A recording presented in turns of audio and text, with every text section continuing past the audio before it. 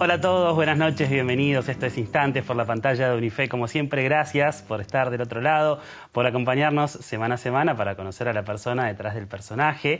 Y nuestra invitada del día de hoy es una mujer de los medios de comunicación. Podríamos decir que es una hacedora, creadora. Fue una, por ejemplo, de las creadoras de la primera señal de noticias de la República Argentina, de la primera radio de noticias en nuestro país y lideró uno de los canales más vistos de nuestro país como América Televisión. Su apellido es una marca registrada, es un referente para todos nosotros y además es una amiga de la casa, de Unife. Liliana Parodi, bienvenida. ¿Cómo estás? Sí, la verdad que me hice amiga de esta casa, increíble en estos años que ahora, hace poco, sí. y realmente encontré un canal, un grupo de gente, y sobre todo sacarme el sesgo de decir qué tiene que ver en lo que uno cree o no, ¿viste? En la religión, en la política, en lo que sea. Y realmente me abrió la cabeza y encontré amigos y gente que más allá de lo que uno crea, somos personas que tenemos los mismos caminos para recorrer en la vida, y eso está bueno. Y los valores, ¿no?, que compartimos. Los valores es... He hablado mucho con el pastor porque eso es lo que más impregna, y yo siempre le digo que no tienen ni idea ustedes con el canal y con lo que hacen, más allá si las personas tienen fe religiosa o no, en el lugar que ocupan para la sociedad y sobre todo para una sociedad como la Argentina, como la mundial, pero pongamos la nuestra, que está bastante rota de valores y de familia y de cosas que hay que trabajar. Yo creo que hacen una misión, que es una misión más que una creencia. Sí. Hermoso. Justamente a través de nuestro programa, Liliana, tratamos de recorrer esos instantes, momentos de tu vida, una vida tan hermosa que tuviste, con mucho sufrimiento también, seguramente, con muchos desafíos, pero tenemos ganas de comenzar a profundizar, ¿te parece? Vos preguntá, pero cortame, mirá que soy larguera. No, quiero que me cuentes todo. Mira, vamos a comenzar con el primer instante, que en este sentido tiene que ver con una Liliana Parodi, me parece más chiquita, ¿no? Vamos a comenzar a verlo. ¿Cómo fue tu infancia allá en General Villegas? Mira, yo nací en General Villegas de una mamá soltera de 19 años, así que fue, como en cualquier pueblo de la provincia de Buenos Aires, en ese momento, en esos años, un problema. No era algo fácil de digerir en un pueblo y demás. Bueno, mi madre me tuvo a los 5 o 6 años míos, que era hija de mamá soltera, y mi mamá y mi abuela trabajaban en estancias de la zona. Era la mucama y la cocinera, pero en ese momento permitían también que tenga a su hijita ahí, así que yo estaba en ese lugar. En esos lugares, en esas casas hermosas, con una gente de otro nivel económico, por supuesto, yo fui muy inclusiva, o sea, me incluían en sus familias. Y yo era como una persona más de la familia y compartía con ellos y qué sé yo. Siempre creo que a lo mejor esos años de toda esa gente me ha dejado algunos recuerdos o algunos gustos o algunas formas de vida que no puedo detectar si fueran de mi propia familia. Sin embargo... ¿Te marcaron? Me marcaron positivamente, creo yo. Otros dirán, bueno, no, se hizo muy no sé qué, pero lo recuerdo con mucho cariño a esas personas, y mi mamá y mi abuela trabajaban ahí. Luego mi madre se casa, me adopta el marido de mi madre, por eso me llamo Parodi, o sea, soy una Parodi que no soy genéticamente Parodi, pero bueno, hoy en día es una marca. Tengo 3 hermanos, y ahí termina nuestra vida en Villegas y las zonas, Villa Saboya, donde nosotros vivíamos en la provincia de Buenos Aires. Se vienen para buscar el futuro en la ciudad, en Gran Buenos Aires, porque en aquel momento, y ahora también, y durante muchísimos años en la Argentina, la gente se viene a buscar el futuro acá. Así que ellos eran obreros los dos, y nos vinimos acá al Gran Buenos Aires. Y en el Gran Buenos Aires...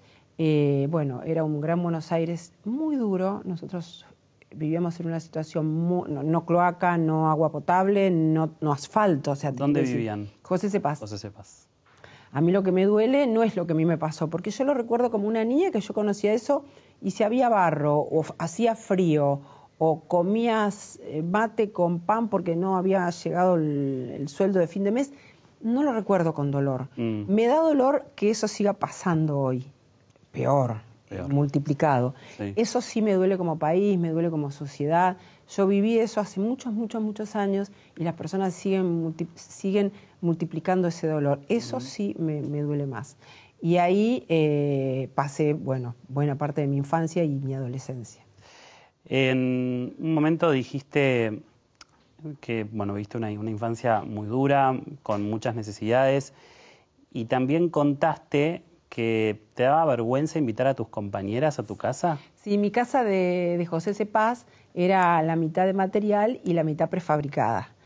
Y mis amigas o compañeros me habían logrado una beca en el colegio de la parroquia de José Cepaz, y supongo que serían clase media de aquel lugar, no sé, pero yo veía que sus casas eran más lindas, que tenían otro, no eran súper ricos, pero a mí me parecían que ellos vivían mejor que yo. Entonces a mí me daba vergüenza invitarlos a mi casa, me daba como, no sé, una tontería que imagínate, no pienso.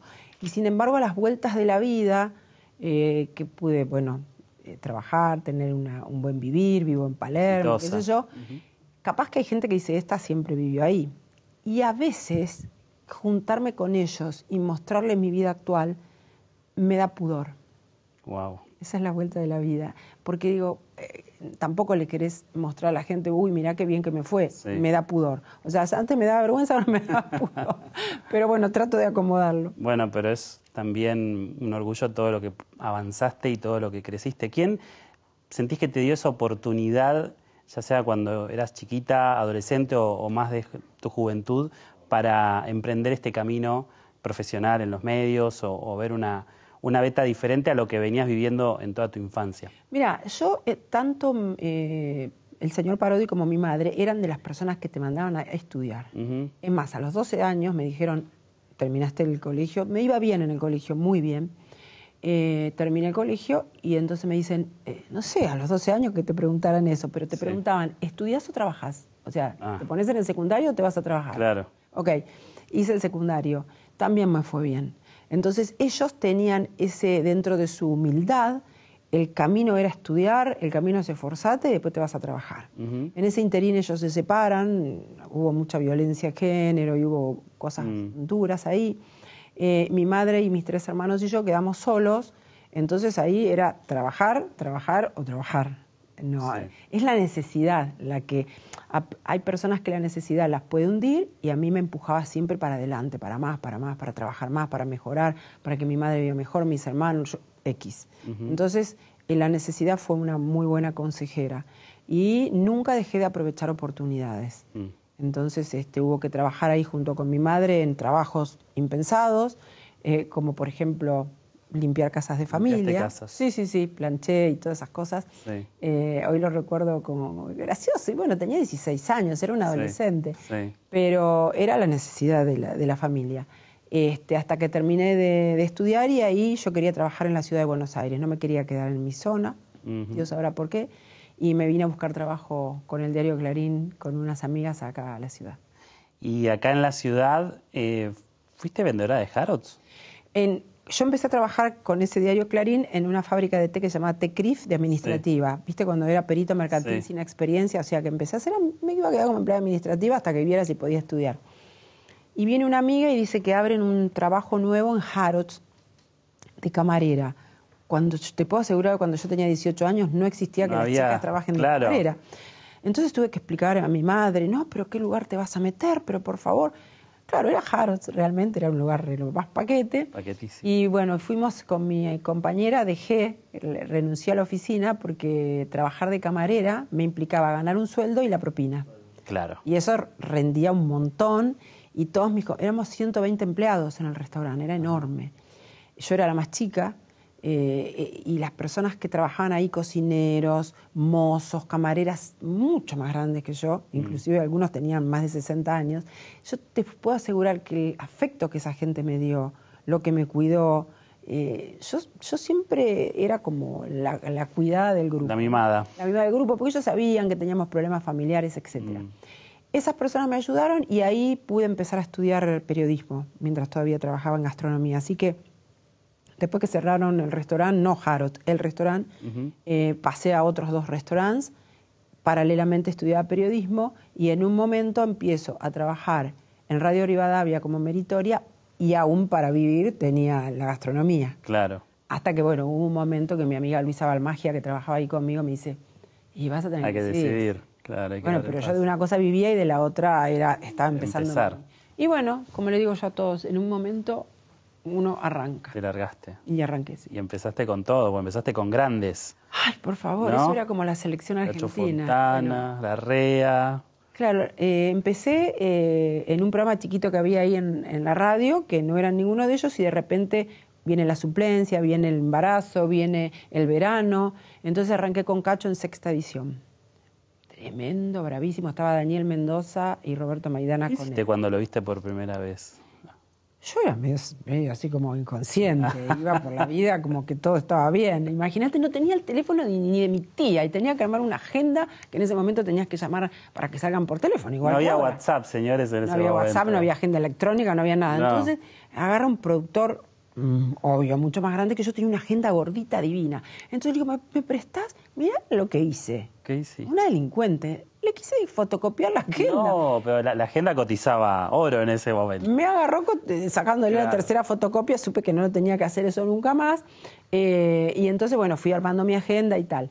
Después sucedió que Carrizo también necesitaba y Larrea. Cuando lo veo a Carrizo y me pongo ahí, me ponen de asistente del teléfono y todo Sí. eso, él dice, viene el hermano de él y le dice, esta piba es de Villegas. Él era de Villegas. Claro.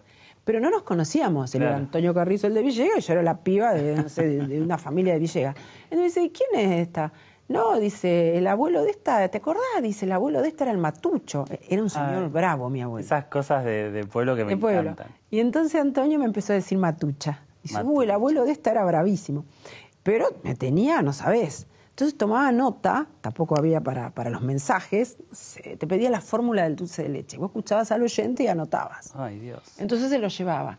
Y se ve que mis garabatos no eran muy legibles y dice, Matucha, no sabés ni escribir. Uy, los primeros retos. Durísimo. Durísimo. Pero lo amé, después Y- trabajé con él en el Contra. Héctor Larrea llegaba a las 7 de la mañana, empezaba el programa, él llegaba antes que nadie. Impecable. Unos profesionales tremendos, pero bueno, había que bancar ahí. Y ahí tenemos una foto, otro instante con Cacho Fontana, qué grande. Qué Y lindo. con Cacho tuve la posibilidad después de muchos años, cuando hice mi primer Martín Fierro, le entregamos un Martín Fierro a La Trayectoria, cuando él ya lo habían como corrido de todos lados. Sí. Y bueno, ahí un poco bien. Y en estos últimos años nos juntamos a comer en la esquina de América. Y él ya estaba en ese lugar que estaba internado, que vivía. Y bueno, nada, pudimos disfrutarnos, él fue muy generoso conmigo, después me firmó lo del libro. Sí. Pero en aquel momento que yo era la chica, que era la empleada, ellos eran enormes. Claro, claro. Pero tuve la posibilidad en mi carrera después de verlo. Y ellos sentían como orgullo de que había salido de ahí, Me imagino. de esos equipos.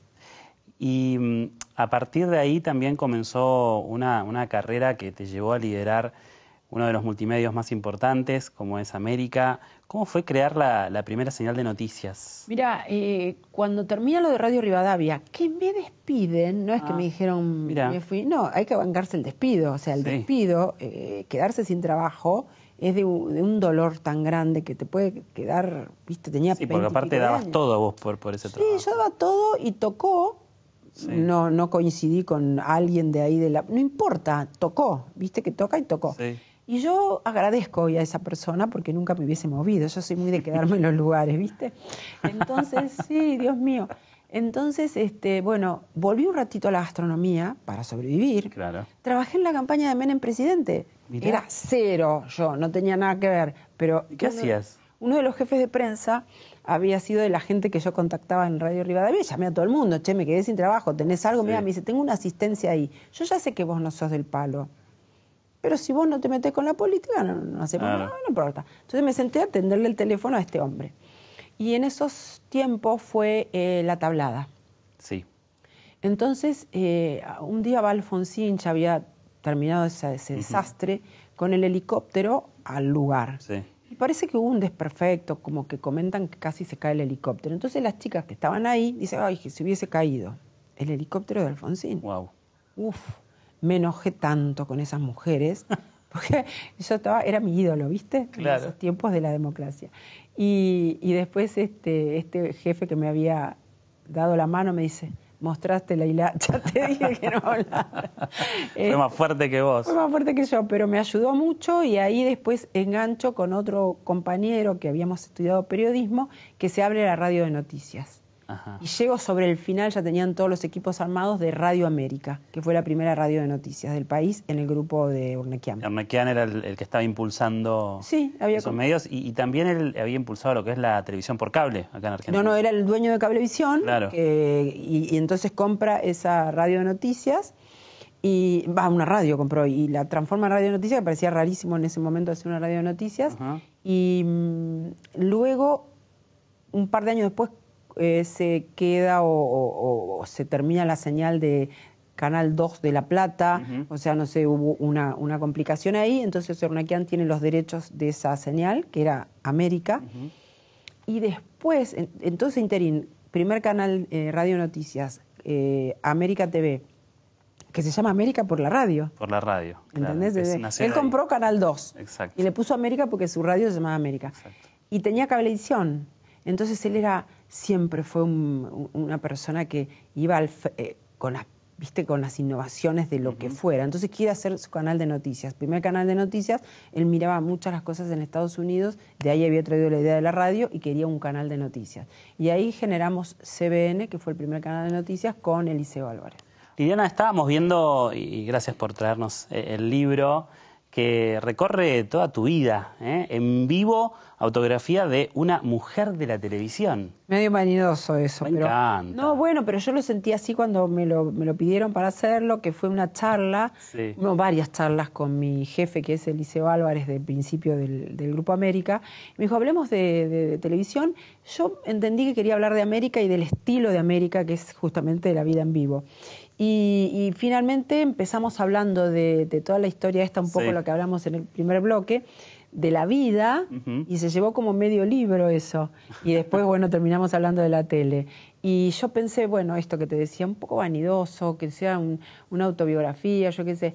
Y digo, bueno, pero la historia de vida siempre sirve para otras personas. Exacto. Entonces ahí me dio como, bueno, está bueno. Y ahí me quedé tranquila. Muy bueno. No, aparte tenés, por un lado, el prólogo de Urnequian, por otro lado, Cacho Fontana, que también hablan de vos, maravillas, qué orgullo. ¿Cómo fue ser mujer en un medio de comunicación como la televisión, que venía de la presencia de muchos hombres? Digo, ¿cómo fue imponerte? Muchos hombres no cambió. No cambió. Yo no lo analizaba, en realidad. Lo sufría sin darme cuenta, porque pensaba, bueno, en esta no me toca a mí, porque vos siempre estás esperando que te toque a lo mejor no el ascenso, pero sí cambiar de puesto, ya te sentís preparada para otra función y tal, y siempre por ahí venía gente de afuera o qué sé yo, entonces empezás a cuestionarte cuánto de preparada estás, si tenés la suficiente experiencia, empezás a dudar de vos mismo. Hoy a la distancia puedo ver que algo hubo, por ser mujer fue mucho más difícil, si bien yo tengo un carácter bien formadito, pero era difícil. Y sentía a veces en gente más joven o gente más progre esa discriminación más que en los adultos que por ahí eran más conservadores, inclusive en conductores de televisión, etcétera. Yo muchas veces sentí ese, bueno, Liliana, y se iban a hablar con el presidente del directorio, con el dueño. Te pasaban por arriba, quizás. Sí, me pasaban por arriba. Claro. He tenido oportunidades me tocaba a mí, pero porque ya no quedaba ninguno, entonces que lo haga Liliana. ¿Viste? Ahora lo analizo así. En ese momento es la vida y vos lo vas viendo y decís, hubo muchos cambios, he tenido lugares maravillosos en América y después, de repente, de estar en el cargo más importante, de repente venía una revolución, un cambio de accionistas o no sé qué, y estaba justo en la puerta de salida, tipo, en esta me voy.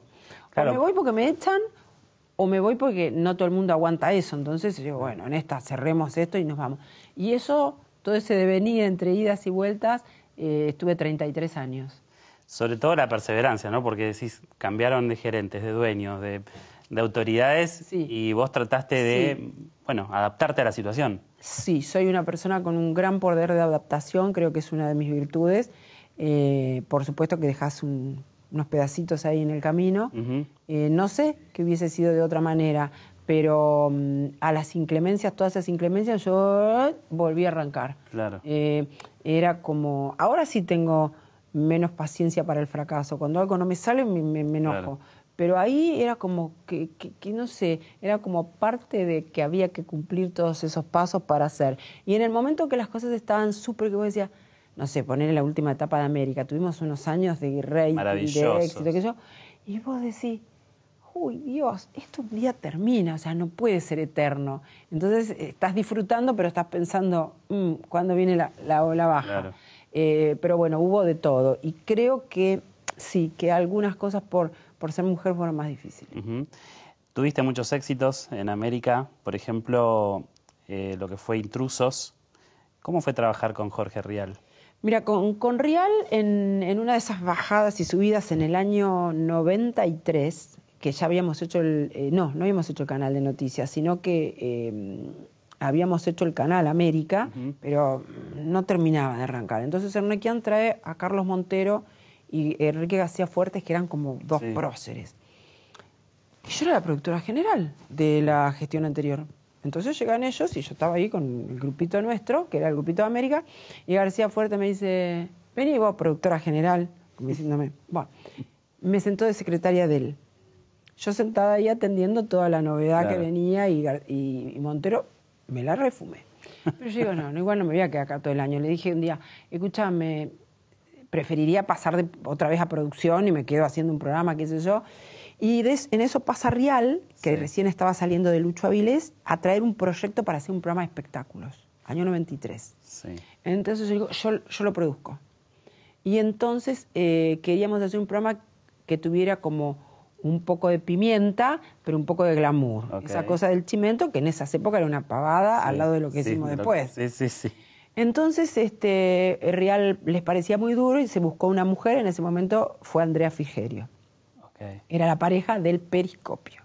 El Periscopio. Entonces yo arranco con ellos a hacer el Periscopio y a los 3 meses aparece el tema del canal de noticias que iban a hacer y yo, que no era tampoco tan mansita y era bastante joven, digo, ¿cómo un canal de noticias sin mí? Si yo soy la que más sabe de periodismo y de noticias. Así que me hice un intríngulis ahí, dejé el Periscopio y me fui al canal de noticias. Pero el Periscopio fue lo primero que hice con Rial. ¿Lo abandonaste a Rial? Sí, al principio. Y después él, en el 95, parte y se va a hacer, y hace el paparazzi en Telefe. Yo me quedo con el nombre del Periscopio, ya había vuelto artística, había dejado la noticia, vuelvo artística, hice el Periscopio con Alfano. Sí, me acuerdo. Bueno, después otro de venir, gente, cambio, no sé qué, Liliana acá, Liliana allá, Liliana allá.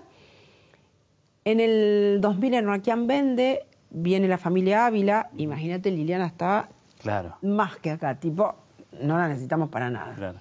Y pasa el Gallego Ramírez, que era el director de programación de ese momento, y yo así sentada en una oficina, ya no sabiendo ni qué hacer, me dice, ¿no querés hacer un programa de espectáculos con Rial?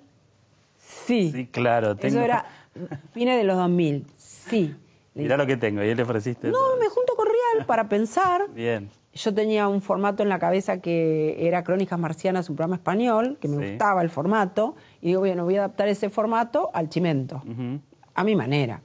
Y después armamos la mesa, Rial trajo Aventura, a Marcela Coronel, después pusimos a Viviana Canosa porque era una nueva que queríamos poner, buscábamos un personaje divertido como uno que había en España, y pusimos a Company y Camilo García. Esa fue la mesa. Un éxito. Y ese fue el principio. Y la idea era hacer un programa de chimentos divertido. Sí. Ese fue el arranque. Sí. Entonces yo quería todo humor. Bien, iba bien, re bien, pero faltaba un poco de pimienta. Y estos me querían poner la que le gustaba a ellos, Rial y Ventura. Y yo me resistía.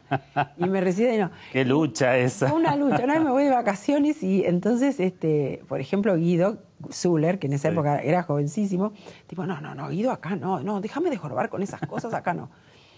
Me voy de vacaciones, vuelvo, y Guido se había hecho una panzada instalado. Y entonces Ventura le dijo, es porque no estaba la parodia acá. Claro. Nos hicimos re amigos, quiero a Guido, todo. Bueno, vinieron después cosas más fuertes, el caso Beira, unos casos bastante fuertes. Me acostumbré. Después era como una cosa. Pero ahí nomás, No es que yo hice 20 años de Intrusos, era mi hijo, el hijo que tuve con Rial, pero en realidad al año y pico nos fuimos a la gerencia de programación. Claro, vos te fuiste después a la Con gerencia. él.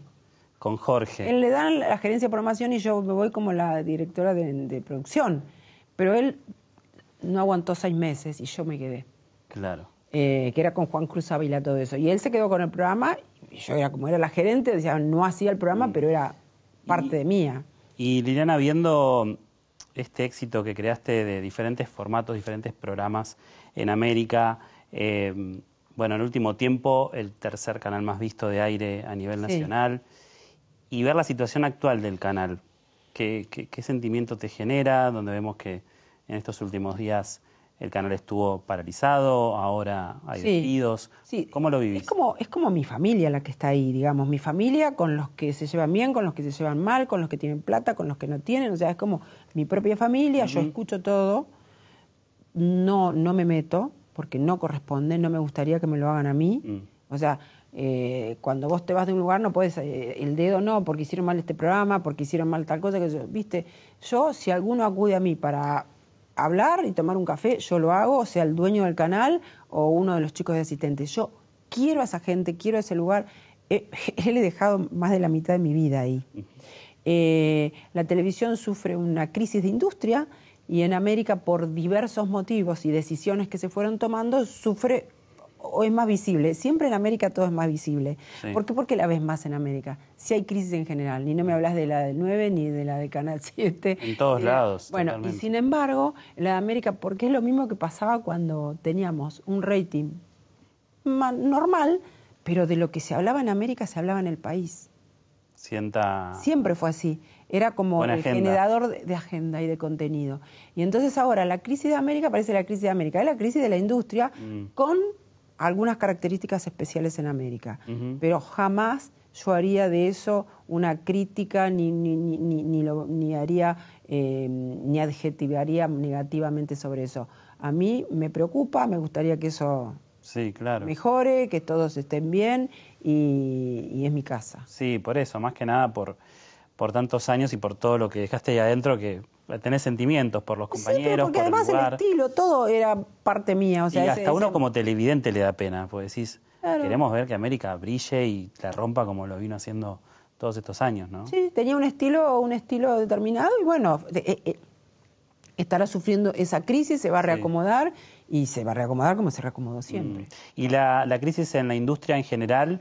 ¿Pensás que esto va a pasar, que se están reacomodando? Sueño con que pase, sueño con que se reacomode, que todo siempre termina siendo una crisis de audiencias, de que cantidad de gente que te mira y cantidad de anunciantes y una crisis económica.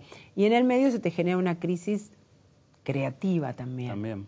Entonces, en el mundo también pasa eso. Creo que necesitamos los medios masivos, yo abogo por los medios masivos. Me gustan las redes, me gustan las plataformas, me gusta todo. No estoy tan enojado.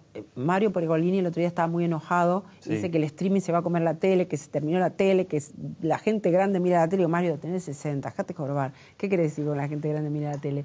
Entonces, yo creo que hay lugar para todos, como hubo en su momento con el cine, con la televisión en color, con la radio que vino a la tele. Digamos, hay un acomodamiento. Tan importante es el acomodamiento que un presidente de la nación como el nuestro tiene una historia previa a los medios, que era un economista, trabajaba, qué sé yo, y de repente aparece en la tele. Digamos, es una persona que se hace conocida por la tele con sus ideas y complementa con las redes que lo llevan al triunfo, ¿no? Entonces, yo creo que son complementarios, que una cosa le suma a la otra, que el contenido de uno al otro. Y ojalá que haya trabajo para todos, que en realidad lo único es una industria. Y hablando del presidente, bueno, tenés una historia muy particular porque vos lo llevaste a Intrusos. A Intratables. En realidad él vino a Intratables porque era una persona cercana a gente que trabajaba con nosotros y nos habían contado que tenía unas bases muy fuertes sobre su idea de la economía y la defendía a rajatabla y qué sé yo. Entonces nos sugieren de invitarlo porque era una persona ideal para la polémica.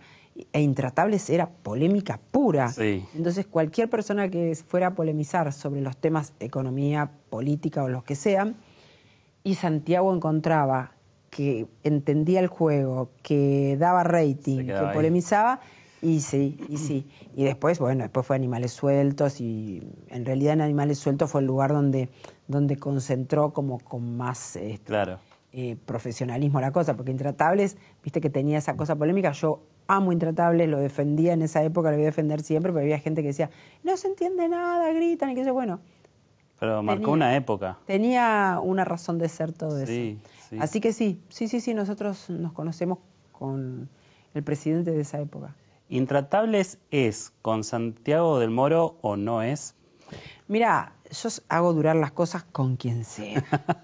Lo intentamos, después de Santiago con Fabián Doman, estuvo Vilouta, estuvo Andino, bueno, digamos, cada uno cumplió en lo suyo. Sí. ¿Estuvo muy hecho a la medida de Santiago? Sí. Sí y sí. Pero no tiene tan... A ver, tiene mucho que ver con el cambio del conductor, el estilo y todo lo demás, pero también cambió, cuando se cambiaron los conductores, un cambio en el formato de la polémica y en la política argentina. Exacto. No era lo mismo que cuando nosotros lo hacíamos al principio. Entonces hubo ahí una mezcla de todo. Los políticos ya no iban a pelearse, los políticos entonces te retaseaban, entonces no tenías la misma cantidad de invitados y no tenías las dos caras o tenías una sola. Entonces no es que solamente por cambiarle el conductor, porque Intrusos también tuvo a Jorge siempre, sí. Pero nosotros hemos tenido épocas en porque Jorge no estaba, que lo ha hecho otra gente y tenía un formato que aguantaba todo. De hecho, sí. Flor lo está haciendo exacto. Perfectamente. Pero bueno, te nacen competencias. Yo siempre decía cuando decía el Intruso, uy, este chico de Brito en el 13, chicos, tengan cuidado porque se va a quedar con la temática, o sea, claro. Siempre, o sea, claro. Es lo que te decía de mí misma, y bueno, en un momento decís, ¿cuándo termina la ola que te tiene en la cima? Y en el caso de Intrusos es un producto propio nuestro que mirá lo que perdura. No. Es un entretenimiento, digamos. Sí, pueden no gustarte los chimentos. Son programas de entretenimiento para mí. Claro. Hablemos de las figuras. ¿Alguna figura que te haya impactado que llegó a América, ya sea conductor, artista, celebrity? Uy, yo pienso que en América pasó todo el mundo como una calecita en mi época, ¿no? Decía, sí. Gente que justo estaba al final de su carrera, o bueno, al inicio de su carrera, sí. Un montón. Bueno, Marcelo era uno que no, y ahora ya está, sí. Y la otra es Susana. Pero todo el resto de conductores, conductoras, no en la parte ficción porque nunca fue lo nuestro, sí. Pero te podía contar, no sé, de cada uno alguna historia de la época de Mauro, de Mario Pergolini, de La Nata, bueno, de Mirta, cada uno de los que iba llegando con su el que quiera te cuento. Y, por ejemplo, un invitado que siempre estuvo en América, sobre todo en el programa de Mauro, Maradona, Diego Armando Maradona, ¿no?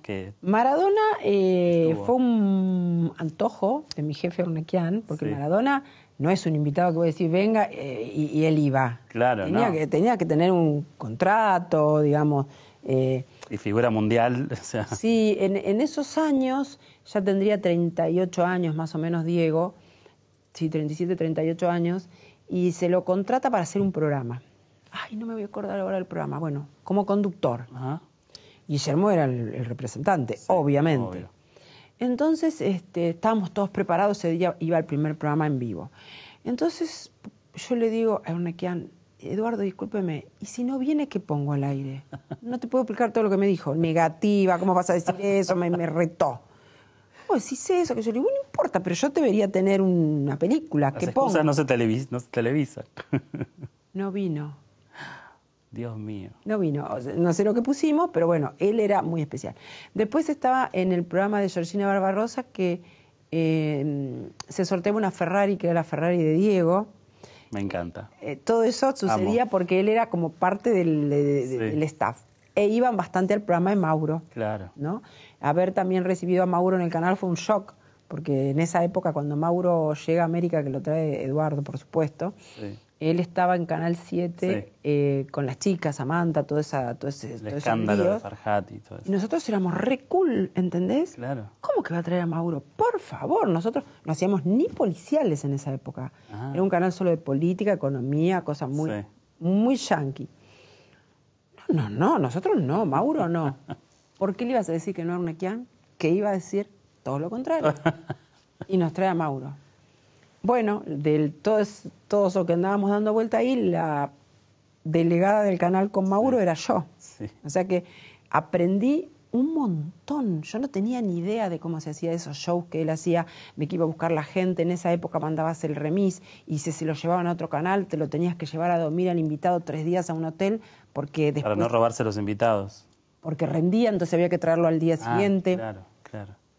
Un mundo con Luz Seguí, una productora tremenda de la televisión que trabajaba con Mauro, pero para mí era un aprendizaje, Sí. todo eso que no había visto nunca en mi vida. Sí. Así que bueno, después hasta el último tiempo de su vida, fue una persona que yo quise mucho, Mauro, respeté mucho y siempre le decía, Mauro, no pensamos igual, pero no tenés que decir eso, ¿por qué tenés que decir que no pensamos? No es que... algunas cosas no pensábamos igual, pero era un tremendo profesional. Yo decía, si tenés una cámara y Mauro y un móvil en vivo, tenés un canal. Hermoso. Porque él era capaz de hablar indefinidamente. Y de todos los temas. Todos los temas, era el primero en estar, el que más sabía, todo, un tremendo profesional. ¿Qué es el rating para vos? Es el boletín de calificaciones. Y lo que tenía que sufrir con eso, porque América siempre fue... complicado el rating para América, que porque era un canal que no llegaba a todos los hogares, que porque era un canal que estaba en La Plata, que porque necesitabas tener cable, siempre había argumentos. En una época que había 3 medidoras, la única que nos medía bien era Ibope, pero las agencias no te compraban por Ibope. Después las otras 2 se van, las quedan afuera, se audita solo Ibope, tuvimos épocas de amor. Porque claro, a mí cuando me fue re bien con Ibope, ¿qué iba a decir? Estaba contenta. ¿Y qué iba a hacer después cuando me iba mal? Claro. Ibope era una porquería. Entonces, viste, hay que ser como... Pero yo creo que ahí siempre hubo un tema.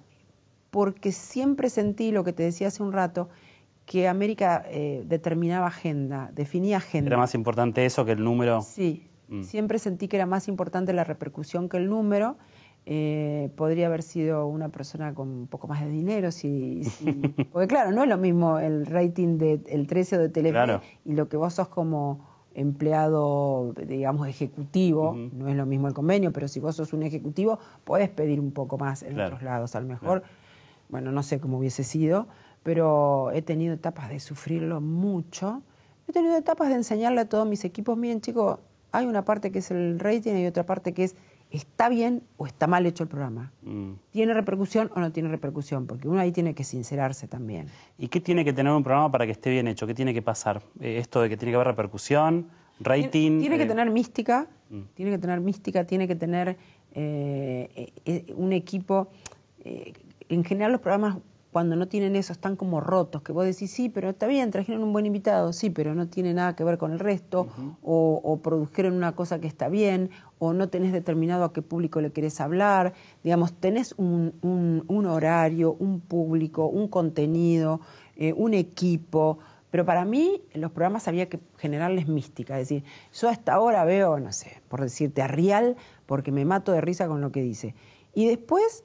Si tenías el mejor chimento o el peor, es lo que va dentro del programa. Sí. Pero le creaste la mística al televidente. Claro. O no sé, qué hace Santiago del Moro, que hace pelear a toda esta gente y lo veo. O no sé por qué veo Gran Hermano, pero lo termino viendo. O sea, hay algo que me atrae al televidente. Lo que más necesitas para tener un programa es el televidente. Exacto. Hemos hecho ciclos hermosos que no los vio nadie. Entonces... A lo mejor otros ciclos que yo misma he tenido en mis programaciones, digo, pero ¿cómo pueden ver esto que está feo hecho? Claro. No, para mí no tenía una factura técnica ni de contenido hermosa. Y sin embargo, tenía algo... Llegó, esa mística que decimos. Tenía una mística que pegaba. Claro, claro. Vos pensás que en la época que nosotros teníamos al Mauro del año 97, ese año que te digo, Mauro tenía más de 20 puntos en ese momento. No vendíamos un segundo de publicidad porque estaba mal visto. Claro. O sea, cuando tuvimos rating, no. Encima, el argentino es bastante complejo con eso y vos preguntabas, no, yo no lo veo, ¿eh? No, yo justo pasé por la casa de mi tía que lo ve y justo me enteré. Con los chimentos es igual. Es verdad. Y después no hay mesa donde no te sientes que te hablan de eso, Es chicos. verdad. Pero asumamos que miramos América y que consumimos que se mira América, que se miran todo, chimentos, chicos. y que a la gente le gusta Y- ver cosas que Totalmente. no queda cool decirlo. Totalmente. Y vamos con el siguiente instante, ¿te parece, Liliana? Mirá, vamos a compartir esta foto con una persona que también marcó mucho tu carrera, ¿no? Pablo Talamoni. Pablo Talamoni. Sí, Pablo Talamoni, cuando trabajé de camarera en Harrods, Sí, venía con su familia, su papá, su mamá y sus hermanos, a comer a una de las mesas. sí. Y a mí me tocaba atender las mesas que eran canje. En Radio Rivadavia, el diario El Cronista, varios medios que tenían canje con el restaurante. Y los mozos grandes, no, atendé vos los canjes. Bueno, yo atendí esta familia, que es la que le dije que quería estudiar periodismo, y Pablo fue el que me dio la posibilidad de estudiar periodismo. Ujú. Pero cuando yo termino de estudiar periodismo, a los 3 años, le digo, ya terminé, ¿qué posibilidades hay? Y Liliana, no hay nada, o sea, igual que ahora, tipo, termina de estudiar, pero no hay lugares esperándote. Claro. Entonces me dice, bueno, a los 15 días me llaman y me dicen, hay un programa que hacemos a la mañana, muy chiquito, necesitamos a alguien, era cuando le pedí la agenda al otro, ¿vos te animás de Meritoria? O sea que él, su familia, Radio Rivadavia, listo, me voy de Radio Rivadavia, trabajo con Pablo ahí, que yo, a la vuelta de la vida, la familia de Pablo no está más en el directorio de Radio Rivadavia, Pablo es periodista y viene a América. Y yo Mirá. era la jefa de ¿Qué? Pablo en América.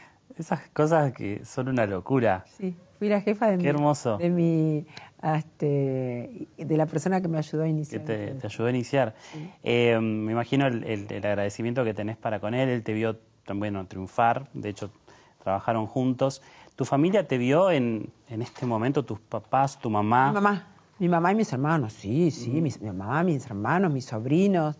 Yo tengo una familia en ese sentido súper, me cuidan como, no sé, como la joyita de la familia, y entonces si Liliana dice, Liliana quiere, y no sé qué. Yo tengo una cosa como medio del padre de la familia. Sí. Sí. Y encontré la familia de mi padre cuando yo tenía 29 años, o sea que tengo otros hermanos y otros sobrinos con los que también tengo muy buena relación. ¿Cómo fue el reencuentro con tu papá? ¿Lo llegaste a conocer, tu papá biológico? Lo llegué a conocer cuando yo tenía 29 años, decidí buscarlo. Llego un poco menos de 48 horas que se muera. O sea, llego al hospital y él, apenas con el hilo de voz que tenía, porque tenía cáncer en la garganta, yo traté de hablar con él, ver el color de su piel, de sus ojos, de encontrar mi otra parte ahí. Él estaba contento de verme porque, digamos, había sido cosas de grandes que por la vida que él había tenido no nos habíamos vuelto a ver, y mi mamá tampoco. Y entonces me dijo, ahora que te vi me puedo morir. Y al otro día se murió y me dejó todos los hermanos que tengo y qué sé yo, y que son divinos también. Así que no generé un vínculo de nada porque no llegué, pero sí yo entendí que ahí era como había vuelto a nacer. Y después la vida me premió con el marido que tengo.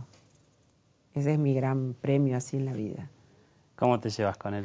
Y es como vivir de vacaciones. Nosotros decimos que vivimos de vacaciones desde que estamos juntos. Ahí estamos viendo una foto, mira. Nosotros nos conocemos desde que tenemos 20 y pico de años, pero cada uno después hizo su vida. A mí me había quedado acá.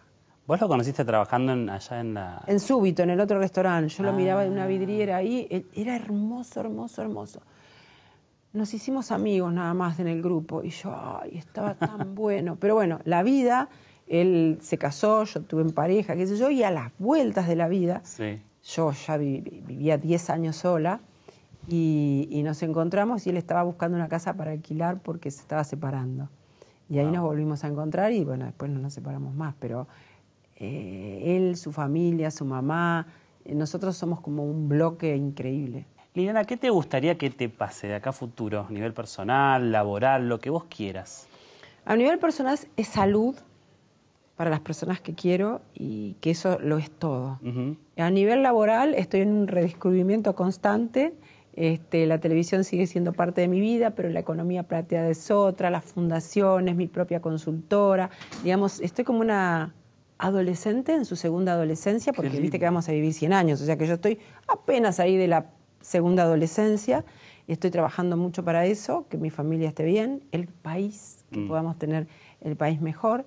Soy una agradecida, a mí me ha ido bien y pretendo que le vaya bien a toda la gente que pueda arrancar como yo, que se crea en este país. Yo te decía al principio, es muy importante las acciones como la de la Iglesia Universal con la sociedad. Es muy importante que haya lugares en donde la gente pueda encontrar lo verdadero de la vida. Justo fui a un casamiento este fin de semana en Chascomús de un sobrino que tiene 3 hijitos y se decidieron casar.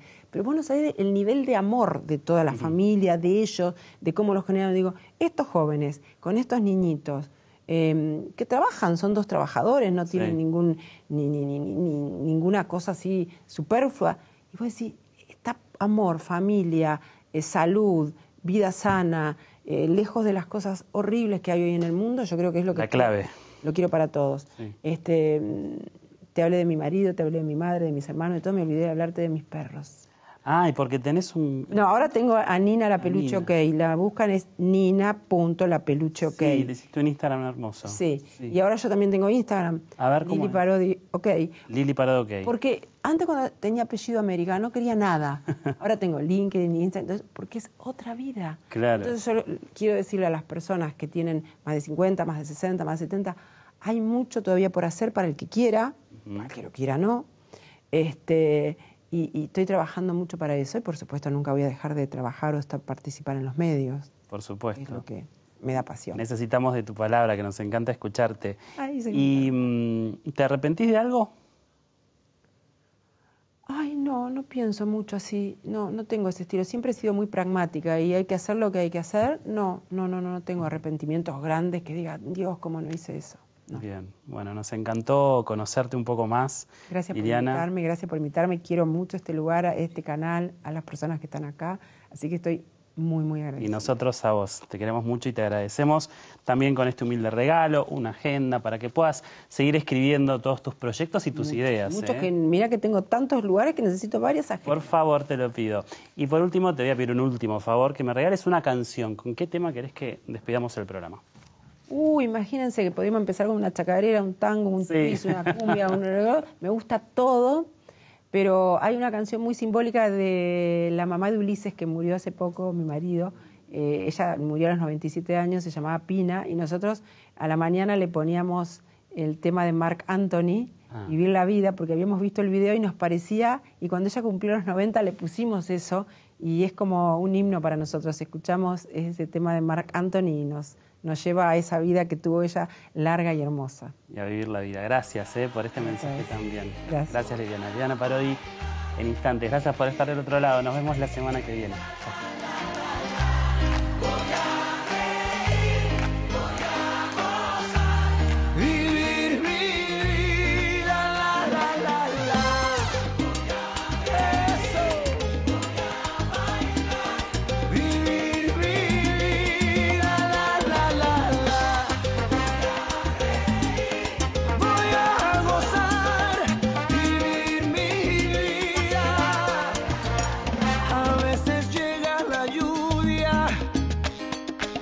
Para limpiar las heridas, a veces solo una gota puede vencer la sequía. ¿Y para qué llorar? ¿Para qué? Si duele una pena, se olvida. ¿Y para qué sufrir? ¿Para qué? Si hacías la vida hay que vivir.